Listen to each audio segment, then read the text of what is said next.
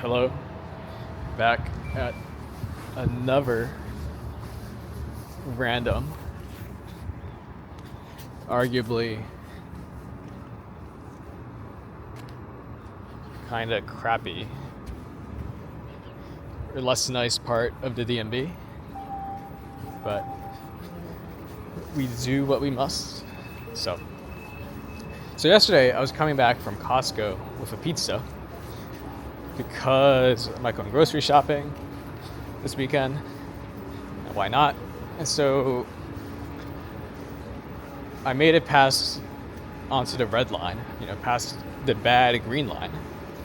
But I was on a train car with a bunch of youth, of teenagers is a terminology, I believe.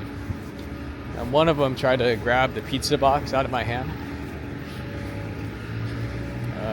And of course, I defended my pizza because it was 7 o'clock and I was quite hungry at that point. And it generally would have screwed me up. But it was basically a tug of war. The dumbass dropped his phone. So I really wanted to, I could have kicked his phone into the crevice. But it was tug of war, and so I slammed my ass into the chair, which so now my ass is in slight pain. The things I do for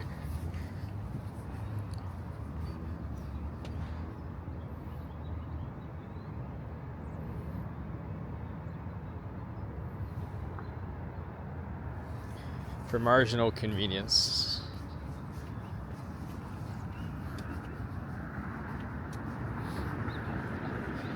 Now today, it's not going to be a long video, but the goal is to... So of course there's good libraries.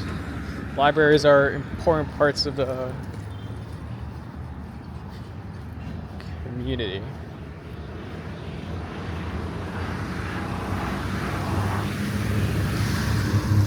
For some reason, there's actually a very distinctive library over here in this part of DC. Again, for some strange reason. So it looks quite distinctive. I suspect it's not as nice as other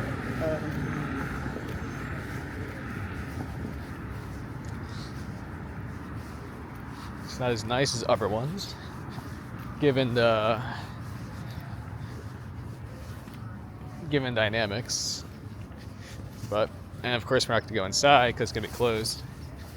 It is strange that, public libraries are a great service, and yet their hours are horrible, and they're never open.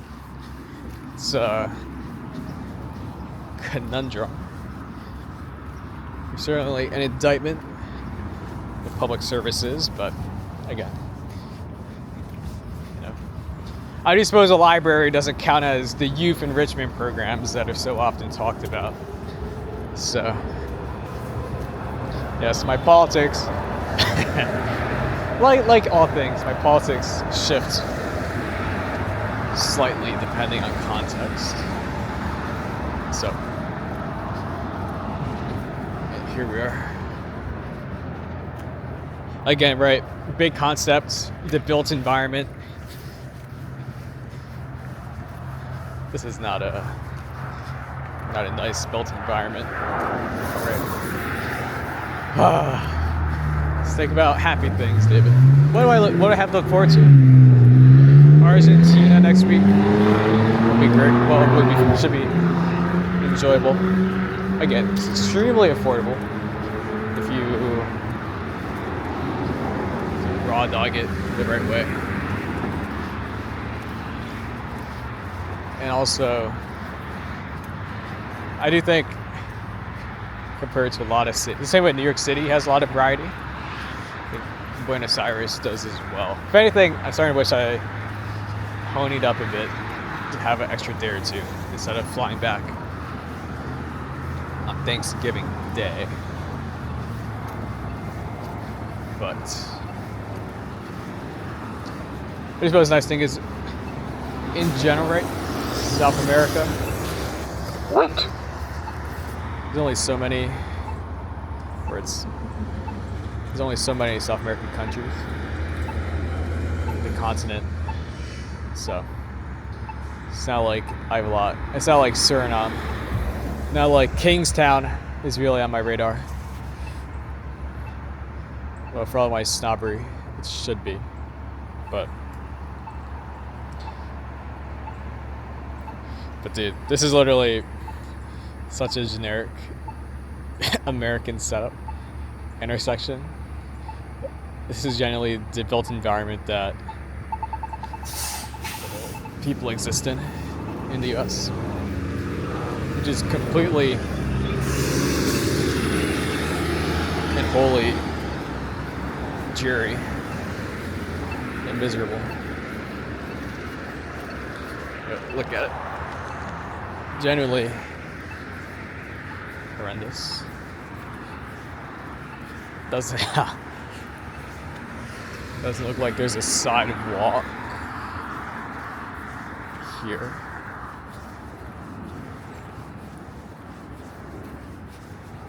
Huh. No sidewalk, eh? Oh, can we cut? Just not. Again, for all my vanity, sometimes I need to face the consequences of my vanity. This is one. Me and my vagabond, doing novel things.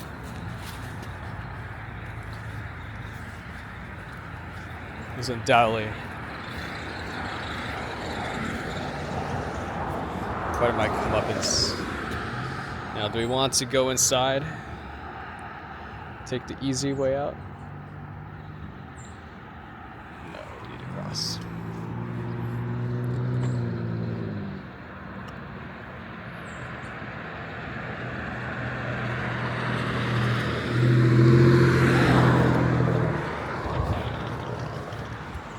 We need to cross to the liquors. It is funny how Virginia, you walk in a Target and bam, alcohol. Maryland, state-run monopolies. It's a horrible thing. It is incredible walking to Target and see a bunch of alcohol. That is actually, that's intuitive. It's kind of what makes sense. But I suppose here you have a different. Here in Maryland, the flat grassland that is Maryland. No such things.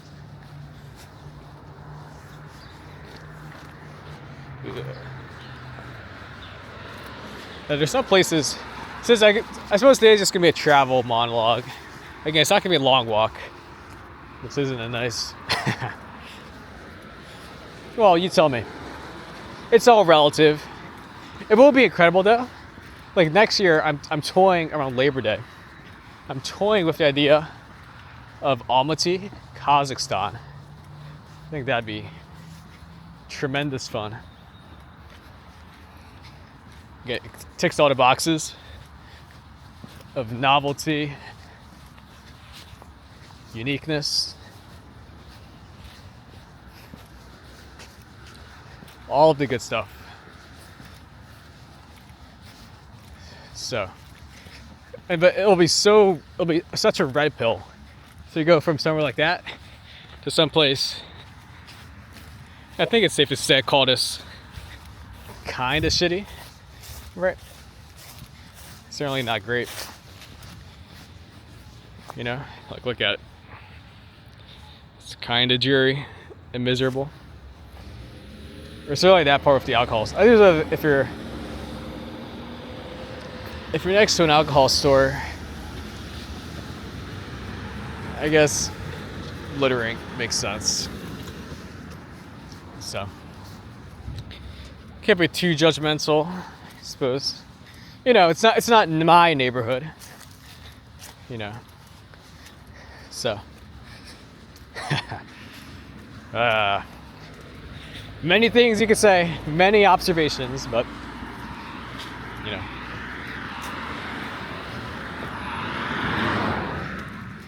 Just have a blog, have an anonymous blog and write it up. No. But yeah, Almaty should be good. It'll be more pricey. I think if Argentina and Santiago are literally going to be, or Buenos Aires and Santiago, not like I'm doing Patagonia or whatnot. I have much desire to see Patagonia. But if those places are, like, the implicit budgets, flights, let's say 600 for flights, $25 hotel, so that's $175. Yep, good morning. That's $175 times 7. Just say you ballpark it at a week, $175. So for your bare minimums, 600 plus 175, 775. How much can you spend in a day in Buenos Aires or Santiago? They've got nice, robust public transit systems, affordable food, and you see how the math works out to be very well. It's the classic Y equals MX plus B, right? Going to a U.S. city, of course, the airfare much lower, but the hotel, but you know the housing costs, the hotel or hostel. But here, Santiago, Buenos Aires, I'm not doing a hostel, I'm doing a hotel. Now, platonically, there is a fantasy, right? The platonic fantasy. If you go to a hostel, meet a cute girl. Look at that. We made it back to Washington. They say. I suppose that would be the, dude, this place is...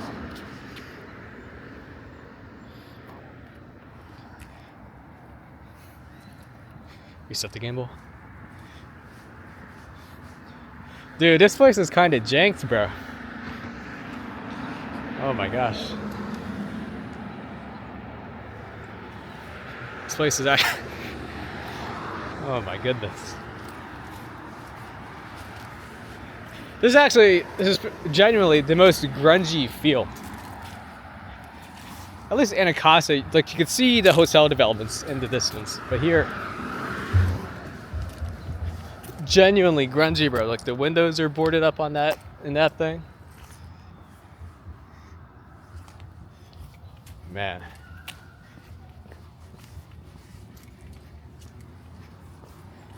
This is genuinely what you think some miserable post-Soviet collapse, Dnipro or something vibe. Man. This is the travel tourism we're here for, boys. This is the frankly the platonic ideal I do have. The pretentious, non-tested, but to finish the take on hostels. The platonic ideal would be go to a hostel, meet a cute girl, charm her, and how else would we have met that girl if not for the hostel?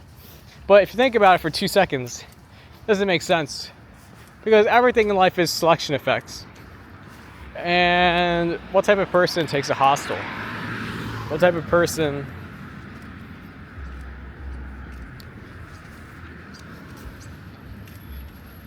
what type of person A does a hostel, B, you would, if you do some like booking.com stuff, you would see that, you know, females tend to have dedicated rooms for the most part, which makes sense. It's very like very intuitive. So effectively, that platonic ideal scenario is physically impossible. But yeah, it's a nice fantasy. At least you can't disprove the fantasy until you do it. Until you go. Until you show up and it's just a bunch of middle-aged guys. Because platonically, even if it's because who would go to a hostel, right? It's either a group of friends, male, you know, and they've got their own thing going on, or B, it's a bunch of like random guys. But the type of random guy who shows up to a hostel and isn't gonna go to a similarly priced $20 hotel, there's probably some selection effect in that. So, of course, in an alternate universe, that well, gosh, David, am I saying that I run everything through an optimization function to try to optimize for dating? Conceptually, yes. In practice, no. But man, dude, the lighting is not helping this part of DC at all.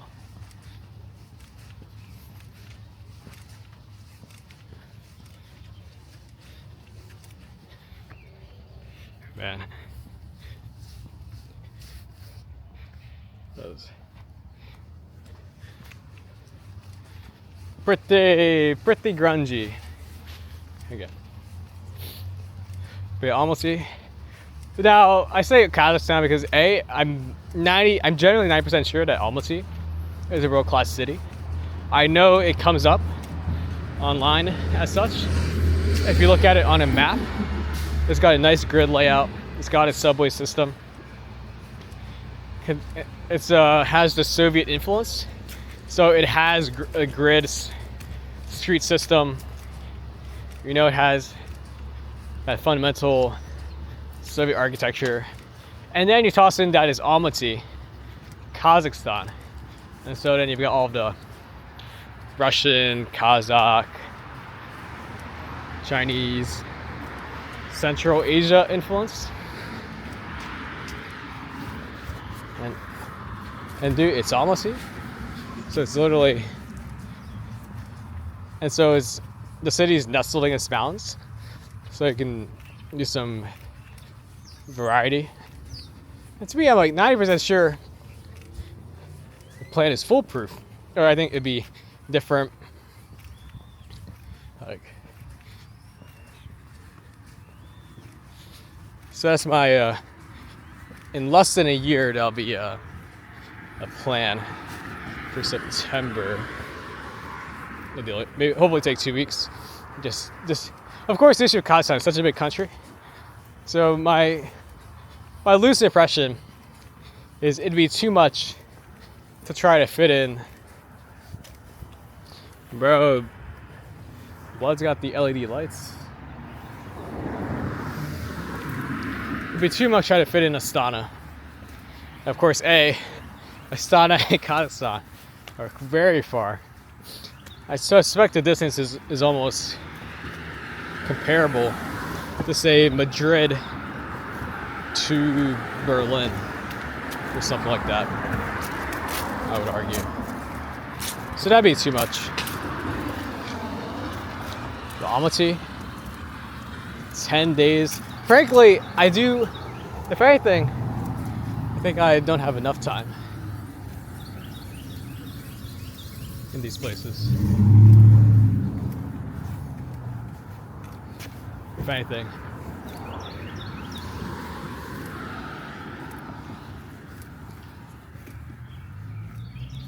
Because platonically, you would have time to just walk around, schlep around and all that. And at least be able to have some time to do some familiarity of stuff. But 8 days, right? Buenos Aires, get there Wednesday morning, fly back Thursday evening. That's 7 days, 8 days. Doesn't feel like a lot.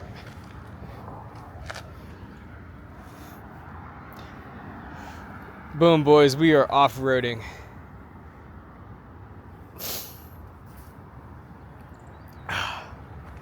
Now, how do I hop this? Oh my gosh. Fuck. Woo. That is some off-roading, gents. Dude, this is a closed storefront? Dude, this is such a increíble. Bienvenidos, amigos, a los Estados Unidos en Anacostia de Washington, D.C. Yeah. Okay, it's just a Capital One. All the Capital One money went to the cafe in Anacostia. So, man, me trying to speak Spanish. Now, it turns out, high school Spanish is effectively just a memorization function, plus applying some degree of effort and trying. And so somehow I ended up as one of the better, or at least in the teacher's impression, one of the better Spanish speakers. So I had to do an actual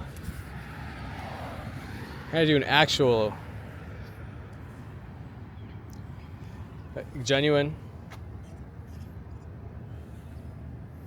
impromptu debate in Espanol. Dog, I just said la idea.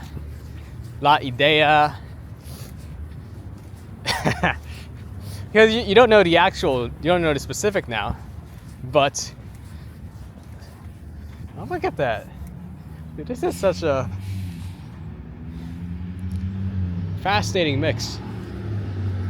We got the nice Starbucks, some apartment thing, generic strip mall setup. But then you've got this thing. Like, dude, it's kind of shitty, bro. To quote the excellent TikTok bit. Dude, that Starbucks is literally the most developed, or the most modern development you've got out here. Incredible. Incredible stuff. Oh, you got a McDonald's also. Let's not fault that.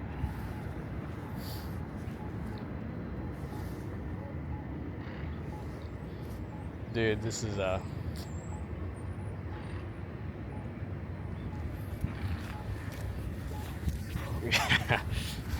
it would be funny. It would be funny if this is what spooks me. Man. Nah, I've done Kensington and Philadelphia. Although for some reason,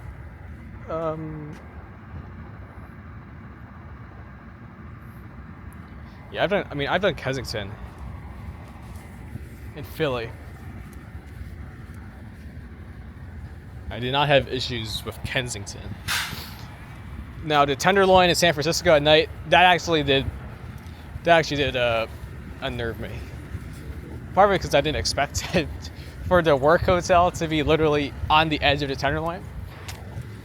I don't know, knowing that the Tenderloin is literally right next to the business district, it does contextualize why people talk about the Tenderloin and San Francisco being so bad. Because it's almost, if you go north to south from Chinatown or Salesforce Tower and trying to get down, you either have to, like, are you really gonna walk all the way around Tenderloin? But it's so bizarre. There's that one main street or one big avenue that goes north-south. And it's only 4 lanes or 6 lanes, so you can see across the other side clearly. And it's so funny. Or it's tragic, of course. But you'll look across and you'll see homeless tents, you'll see the fentanyl afflicted. And on the other side but even in the Tenderloin, there'll literally be a bar. And I walked by and I saw, couples, the guy with his arm around his girl. So see that. But at the same time, you look outside and there's a couple of homeless guys right out there. It's so bizarre. It's like that barrier, that the alcohol is really keeping them out, repulsing them. Fascinating dynamics. Again, I do suppose my risk tolerance is very high. I've talked before about the concept of risk budgeting. I certainly don't think I take a lot of risk. Clearly after the teenager was trying to steal my pizza. Well, it is on me. The Ethiopian grandma, she switched train cars. I should have done the same and relocated. Yeah, because there's a group of 10, so I could have actually been robbed. So that is on me. I should have been a bit more attuned to my surroundings, and I remember the youth can be troublesome lot. But lessons learned. And of course, the nice thing about, being up this early is that the type of person who would do something like that tends to not be the person who has good sleep habits. So, whereas on the other hand, of course, excellent sleep habits over here, maybe too good of sleep habits, in fact, as it implies many phone check. 548. Of course, the red line has a shuttle bus and so elongated. If anything, you can infer the status of my existence by the fact that I film these videos instead of doing other things. Alas. But how else could we have such charming views of these parts of the DMV? I don't think many now. There is a school of travel YouTuber where I don't know the right term for it. It's not travel porn in the sense that you're trying to show off a place. Now, of course, you have those classic videos of walking around Times Square at night and it looks cool. Or like those time-lapse walking videos where it's a cool spot like Times Square. All those lights, tacky as it is, as much as Times Square is not a great part of New York City. Like, there's some visual appeal to it, and it is interesting. Or or Gettysburg walking tour, or Shanghai Bund walking video, right? Like, you see the appeal, and that's, but I wouldn't call that travel porn. But the other type of travel porn is you find, it's just, you go to the really random spots. Actually, that's not travel porn. That's not, like, the two dualities is, or, not trying to come up with a term for it is not right. The term is escaping me.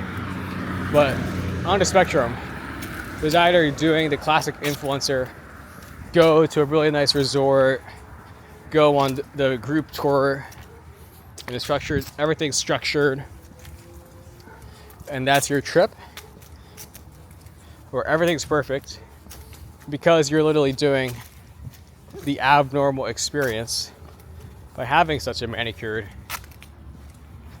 setup where everything's controlled, and that's not how real people actually live. And on the other end of the spectrum, you have how people do live, but it's people in very destitute, or you just go to the real bad parts. I think India is the classic example of it. Like India, you go on the sleeper car, and the standing only, or the one that's cheaper. No, I think that's interesting. That is an interesting view, because most people won't experience that.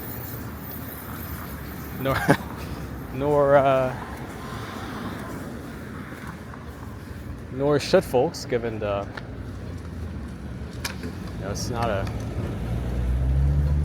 a nice experience, at the least.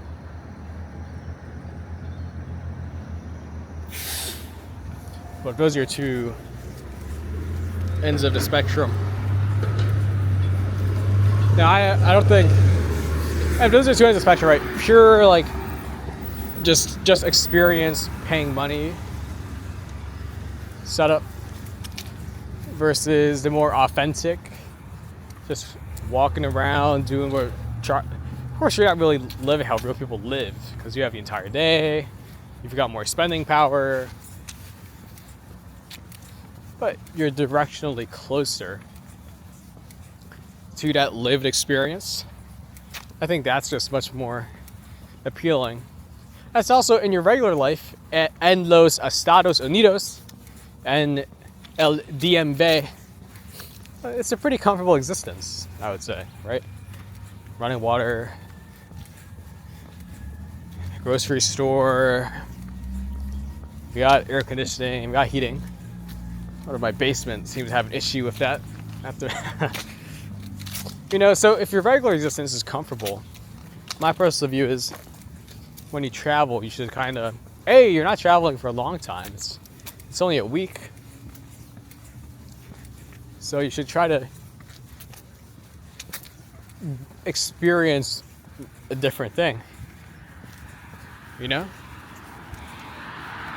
Go a couple days,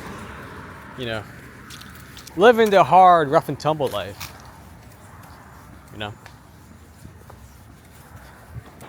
Of course, uninformed. Of course, haven't really had an opportunity to put this in practice explicitly.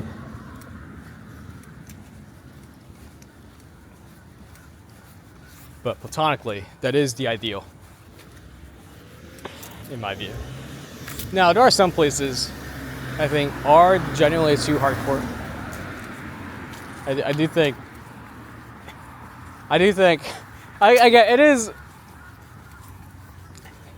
It does show. Just some discourse like Overton is not the right term, but if the discourse or your perception, if your perception of things is influenced by the volume of content that you see, and that informs your opinion, or that informs your opinion about a place, Or so of course, I think incentives aren't great. The same incentives for people to say that, for the security guard to say that city X is dangerous. I think the security guard kind of has incentive, even if it's a money manager, for them to say EM is so dangerous. That implies that you need a specialist like them to navigate such a complicated and dangerous environment, right? So incentives are very tough. I say like that's an original statement of deep insight. And correspondingly, the incentives of travel YouTubers is also skewed, because there is an incentive to sensationalize. Now, I do think in the case of a travel YouTuber, whereas the investment manager is just saying a statement over Zoom or in your office and Los Estados Unidos, so you don't really have a visual medium to confirm or deny. Whereas,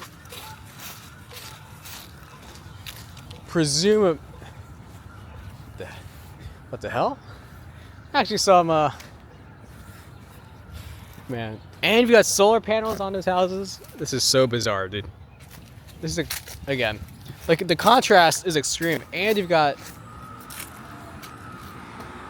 the contrast between those new developments and this, dude. The contrast is contrasting, bro.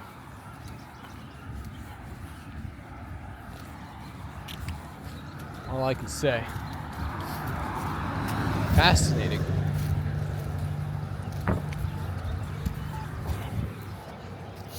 Man, my little brain can't handle the contrast, the duality. It can't handle two contrasting ideas. Incredible stuff. But with a travel YouTuber, at least they will show you what they're seeing, which should help contextualize, or at least you can kind of see for yourself what's going on. Okay, here's the fancy library. That looks way too cool for for the walk we just went through. This library, if anything, it feels so out of place. Look at that. Very retro, modern design. Yeah. Francis A. Gregory. You know, if it's not MLK, I won't claim to know the naming convention. A little fit check. We are gassing this Roma tracksuit all the way. Oh yeah, look at the hours, right? Libraries are of great value as a public space, yet they seem to be closed for so much of the day. Especially on the weekends when presumably kids would need a space to go. But what can you do?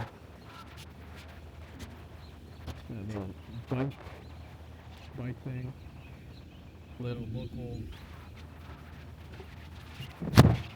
newspaper.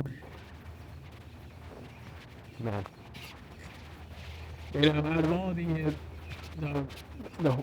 poor conditions we've witnessed today on this walk, this has restored the again, the side panels. Pretty cool.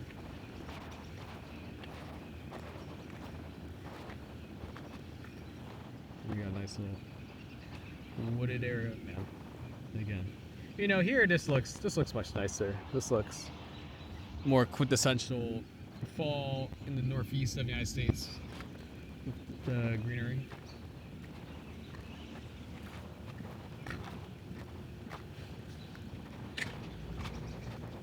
But chairs or tables in the back. Interesting dynamic.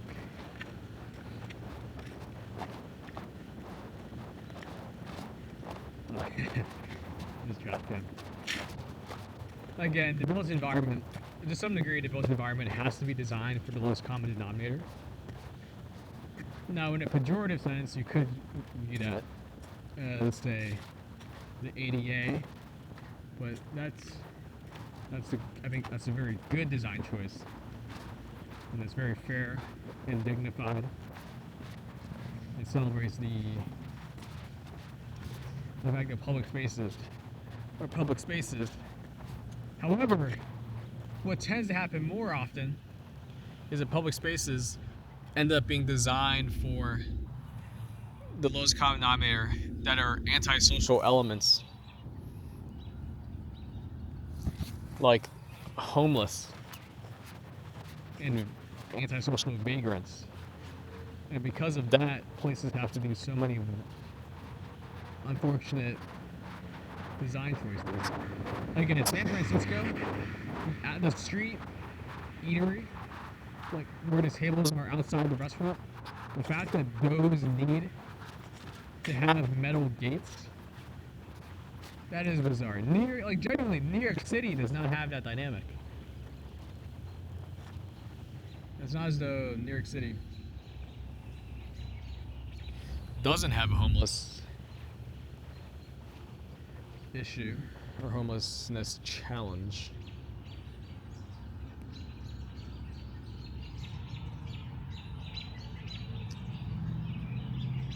So, again, just interesting observations. And again, right, I do suppose the nice thing about the United States, or if you live in New York City or San Francisco, just live in the places that the homeless just don't exist in, you know? If you're in San Francisco, literally go live in Russian Hill, where the hills literally protect you, or insulate you. That is the genuine, unironic observation. Because the hills, I've said this video, the observation before, but literally, the hills are too steep. The hills are they are generally a 45-degree incline. So steep, such as to make navigating if you have a cart very difficult. So, in New York City, you just live on Upper East Side. And it's strange how New York